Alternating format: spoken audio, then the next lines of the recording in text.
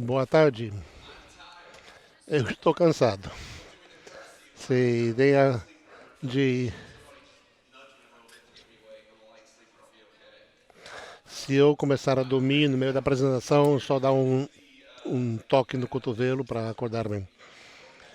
Ah, eu estou aqui para ajudar esse grupo com algumas questões em relação ao trabalho ecumênico do Conselho de Bispos e a Comissão de Fé e Ordem da Igreja Metodista Unida. Trago as saudações do staff do Conselho de Bispos, em especial o oficial ecumênico, o Bispo Watson, e meus colegas, a doutora Jane Hawksworth. Antes de entrar na apresentação, eu quero indicar 10 petições que foram enviadas pelo Conselho de Bispos para emendar certos parágrafos do livro de disciplina que estão relacionados com o trabalho do MC e algumas resoluções que vão estar se aposentando. Mas eu queria criar a lista aqui para que vocês possam estar conscientes. Se tiver qualquer pergunta, podem falar comigo. Meu correio eletrônico está aqui embaixo. Mas temos outras duas petições que têm um impacto mais amplo para a igreja. Eu quero tomar meu tempo discutindo isso essa tarde. Primeiro, o Comitê de Fé e Ordem, um novo documento doutrinal enviado em amor. O entendimento da Igreja Metodista Unida, nosso entendimento sobre a Igreja, foi formado em 2008 para ser uma expressão visível do compromisso da Igreja Metodista para dar essa reflexão teológica. Está composto de 16 pessoas, bispos, acadêmicos, leigos e clérigos, e que vêm de todas as áreas geográficas da nossa conexão global. Em 2016, 2012 a 2016, produzimos um documento chamado Maravilhas, Amor e Louvor, compartilhando a visão da igreja, que foi recebido pela conferência em 2016 para ser estudado e comentários. No quadrênio atual, depois desses estudos, o comitê de nós temos relatado nova declaração chamada Enviado em Amor. Vamos reconhecer que muito do material que utilizamos do documento anterior, mas tem vários materiais novos e uma revisão substancial do material do passado. Ao redactar o momento, queríamos ressaltar várias questões como resultado dos comentários e nossa própria revisão, que inclui a centralidade da missão, a questão trinitária como fundamento, marco e a perspectiva ecumênica. Então, a primeira parte do documento, depois da apresentação e o valor histórico, explica o marco trinitário da igreja, como estabelecemos, fundados e capacitados pela obra salvadora de um Deus missionário. A identidade de Deus é expressada no enviar Cristo e a missão salvadora de amor para o mundo. Esse enviar em amor é essencial também para a essência da igreja, que em si indica que é enviado em amor por Deus. O documento então ressalta 4 aspectos ou compromissos distintivamente metodistas wesleyanianos, de como a nossa conexão, nossos marcos doutrinários da igreja. E esses compromissos falam sobre o amor salvador de Deus, que capacita a comunidade de missão. A igreja é apostólica. O amor salvador de Deus envia que são para todos a igreja católica. O amor transformador de Deus é transformativo, é sagrado e cria comunidade. A igreja é uma. Os últimos 3 compromissos se mantêm do nosso documento anterior e tiveram uma boa afirmação nos comentários dos documentos anteriores. Mas também incorporamos esse primeiro, que a igreja é apostólica, que somos missional. Como resultado, queremos dar mais ênfase na missão da igreja. Uma resolução para enviar já foi enviada para a Conferência Geral para 2020 para aprovar isto como documento de ensino oficial da Igreja. Também pedimos à Comissão de Fé e Ordem para criar um guia de estudos para ajudar as igrejas a estudar esse material, que será colocado ao lado do documento sobre batismo. Ambas declarações vão vencer agora nesse quadrênio, então estamos pedindo que esses sejam renovados para os próximos 4 anos. Pode encontrar esses documentos nessa página dos Bispos Metodistas Unidos.org e também está disponível no ADCE e serão traduzidos nas línguas oficiais da conferência. Outra questão que queremos que afeta a vida da igreja é a proposta do diálogo entre a Igreja Episcopal e Metodista Unida para uma comunhão plena entre nossas duas igrejas. O bispo Gregory Palmer é o presidente do lado metodista e o documento que vem um dom para a igreja, colaboradores para sarar o mundo quebrantado. Essa plena comunhão é uma expressão da unidade do corpo de Cristo que capacita a plena comunhão e missão entre os grupos distintos que são autônomos. Isto inclui a capacidade de transferir membros entre as igrejas e um reconhecimento mútuo e intercâmbio dos ministérios ordenados. É importante mencionar que a comunhão plena não significa que vamos unir as duas igrejas ou que uma igreja vai consumir o outro, que vai dominar o outro, mas que podemos manter os dons, o testemunho das igrejas, de cada igreja como são. O significado disso nesse momento histórico, é muito significante para as igrejas metodistas. Existe um significado histórico nessa proposta. O metodismo surgiu da igreja anglicana, que ficou como o lar do João Wesley até sua morte.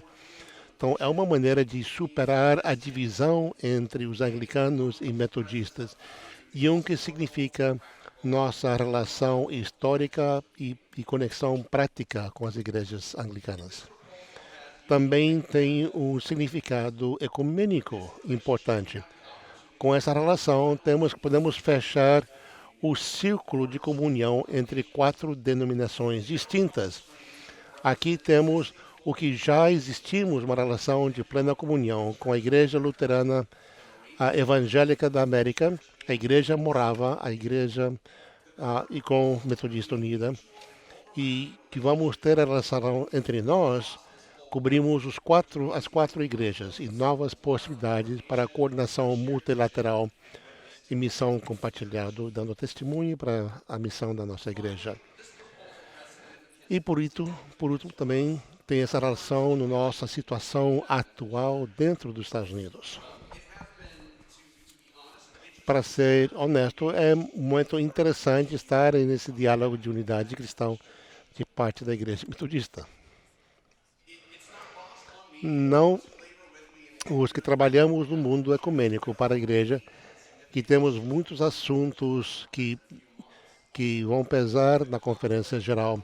O conflito e a incertidão dentro da nossa própria família, às vezes, levantam questionamento de como vamos avançar com nossos parceiros ecumênicos. Será que agora realmente é o melhor momento para entrar nesses acordos? Para engajar com novas propostas de unidade cristã?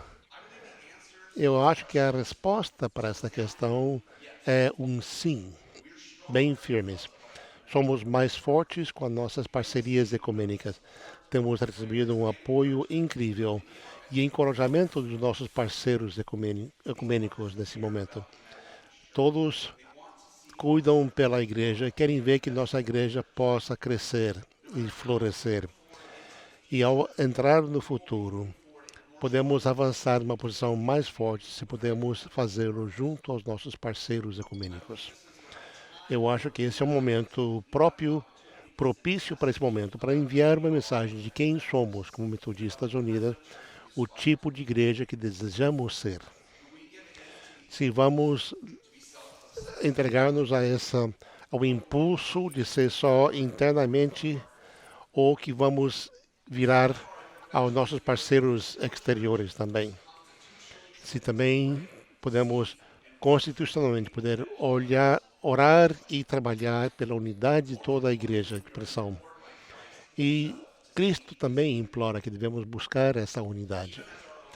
Como nossas próprias diferenças irreconciliáveis nos leva a algum tipo de separação dentro da nossa própria família, afirmar essa união como fruto de décadas de um diálogo, envia a mensagem que a Igreja Metodista não abandona seu compromisso de buscar a unidade em toda a família de Deus. O trabalho não vai parar porque algumas coisas são difíceis agora. Devemos continuar. E eu acho uma mensagem que vale a pena enviar. Sobre o diálogo em si, começamos em 1791, para abreviar. Eu vou começar agora para o século XX, vou deixar todas as questões do século XVI, XIX, etc. Em 64, nós fomos membros fundadores na consulta sobre união das igrejas no grupo com 10 ou 12 denominações protestantes para buscar a intercomunhão entre todos os membros. E ao sair dessa intercomunhão com as outras igrejas, diálogo bilateral começou em 2002. Esse diálogo também tem sido informado por diálogos internacionais entre a Comunhão Anglicana e o Concílio Mundial Metodistas, que já fizeram 2 declarações ecumênicas. Esses diálogos afirmam que ambas tradições são caminhos autênticos na fé católica apostólica e que não tem nenhuma questão doutrinal que nos separa. Isso foi afirmado no documento em 2010 do diálogo bilateral chamado Fundamentos Teológicos para a Plena Comunhão e também foi afirmado numa declaração do diálogo internacional que diz: à luz de tudo o que aprendemos uns dos outros, não existe nenhuma questão que divide as nossas igrejas na questão de fé, ministérios ordenados e a sucessão de ministérios e o valor do episcopado. Essa declaração vai, então, para mencionar o trabalho que ainda falta para a unidade entre nossas igrejas. Para estar claro, só uma coisa separa nossas 2 igrejas: para manifestar a unidade de Jesus Cristo através do intercâmbio dos ministérios ordenados, e que os metodistas e anglicanos por estar unidos sobre o episcopado histórico. E brevemente, o episcopado histórico é importante na eclesiologia e o auto-entender da Igreja Anglicana como sinal e símbolo da transmissão da fé cristã e sucessão do ministério através dos tempos. Compartilhar do episcopado histórico é um dos elementos para reconhecer a relação de plena comunhão com as outras igrejas.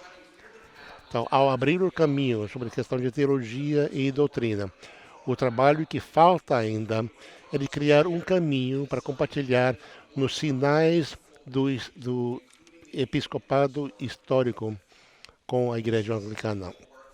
Foi um trabalho difícil que tivemos que discernir e ouvir com muita atenção. E o que surgiu do documento como resultado desse trabalho, que afirmamos que nós somos parte do contexto na afirmação mútua, reconhecendo os dons que cada tradição pode trazer para adaptar os ministérios episcopais nos nossos contextos. Reconhecemos o ministério dos nossos bispos como autênticos e válidos. E também reconhecemos que parte da dor da nossa história, lamentamos a maneira que, se foi intencional ou não, de maneira implícita ou explícita, que os episcopais consideraram que as ordens ministeriais da Igreja Metodista Unida e seus predecessores que faltava a graça de Deus. Então é nesse contexto de reconciliação, de reconhecer os desafios e de mutuamente afirmar os dons, os nossos dons e talentos, podemos compartilhar esse intercâmbio entre nossas igrejas. O que isso será feito quando metodistas unidas e bispos episcopais participam de agora em adiante na consagração dos novos bispos e dos bispos que vêm dos nossos grupos ecumênicos, que agora são a Igreja Luterana e os Moravos. Os metodistas agora, igual que metodistas e os anglicanos, afirmamos o valor histórico do nosso episcopado e nosso ministério. Esse acordo afirma os dons e talentos para poder continuar participar na consagração de nossos bispos. E esse intercâmbio, estabelecemos o reconhecimento mútuo e o intercâmbio dos nossos pastores, que nada não requer de uma reconsagração de todos os clérigos que já estão ordenados. Outros fatores que precisamos considerar: primeiro, vamos estabelecer uma comissão conjunta, igual que estamos estabelecidos com os outros grupos de comunhão. E outra parte seria, essa resolução vai limitar o aspecto prático dessa comunhão para as áreas onde os metodistas e grupos metodistas estão trabalhando. Estamos no mesmo território e temos diálogo quando temos outros membros da família anglicana. Isso é importante, dado que nossas políticas internacionais afetam. E também é importante que o plano da comunhão é para ter parcerias de missão no contexto local. Então, esse aspecto para áreas fora da área da igreja episcopal, podem negociar suas próprias comunhões com seus grupos metodistas presentes com eles. O texto completo também pode ser encontrado na página dos bispos metodistas e agora também está disponível no ADCA. Esse é o nosso relatório.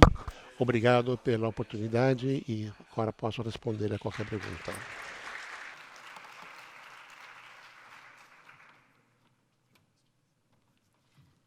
Thank you so much for that brief report. And we are Podemos abrir para cá alguma pergunta, se querem.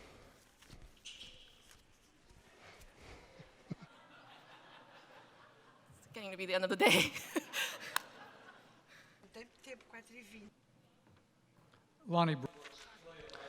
Lonnie Brooks, Alaska, Leigo.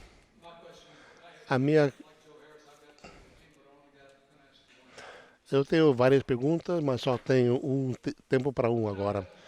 A Igreja Metodista Unida adotou uma declaração de missão. Falamos que nossa missão é de fazer discípulos de Jesus Cristo para a transformação do mundo. E parece que em qualquer declaração da nossa eclesiologia temos que reconhecer que esse é o nosso ponto de partida.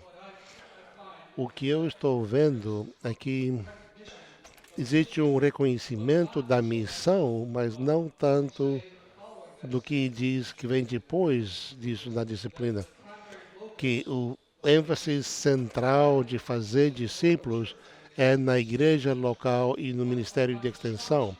O que me parece assombroso aqui, nesse enviado, que não estou vendo nenhum reconhecimento ou pouco reconhecimento do fato que a igreja local está presente. Sim, eu aprecio o comentário. O documento vai para a Conferência Geral, como está apresentado agora. Fizemos o melhor para incorporar os comentários e dar ênfase em fazer discípulos. Fizemos muito sobre a história do metodismo na formação das comunidades locais, para a formação de líderes, grupos, a reunião de classes, etc., que continua no contexto local. Também falamos sobre o papel dos leigos e as responsabilidades da formação das igrejas. Então, tentamos enfrentar com essas questões com a igreja local. Eu vou ter que ver. Estamos falando como formamos uns aos outros nesses contextos.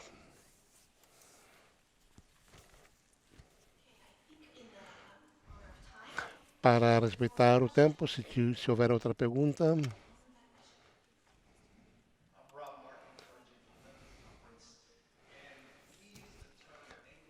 Quando você usa a expressão anglicana, é interessante porque pensa que a igreja anglicana era a divisão entre a igreja episcopal e a igreja anglicana, para ver como é que isso encaixa nisso.